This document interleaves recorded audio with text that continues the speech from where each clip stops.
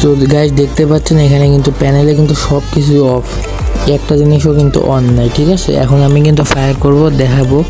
এই যে দেখেন একটাগুলোও কিন্তু হেঁটে যাচ্ছে না, একটা বলতে একটাও যাচ্ছে না, যে গেলে বডিতে যাচ্ছে বা পায়ে যাচ্ছে। ঠিক আছে, একটাও গুলি কিন্তু হেঁটে যাচ্ছে না, যেগুলো মানে নর্মালি সেগুলো খালি দু একটা হেঁটে যাচ্ছে, তাছাড়া একটাও কিন্তু হেঁটে যাচ্ছে না, সব কিন্তু বডিতে যাচ্ছে। এবার কিন্তু আমি প্যানেলটা অন করব, প্যানেল অন করে দেখব কীরকম হেডশট লাগে।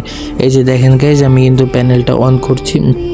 এই যে এম বট, এম লক, এম ফুফু, এম অ্যাসিস্ট্যান্ট এগুলো সব কিন্তু অন করে দেবো। ঠিক আছে, এবার দেখেন আমি কিন্তু ফায়ার করব, দেখেন সবগুলাই কিন্তু হেডশট, একটাও বডি শট নেই। ঠিক আছে, কিন্তু আছে দুই একটা, মানে এটা 70% হেডশট রেট বুঝছেন, তার জন্য। আর 100% যদি হেডশট রেট হয় তাহলে মনে করেন মোবাইলে আইডি ব্যান্ড হওয়ার সম্ভাবনা বেশি থাকে, তার জন্য এখানে 70% হেডশট রেট রাখা হয়েছে।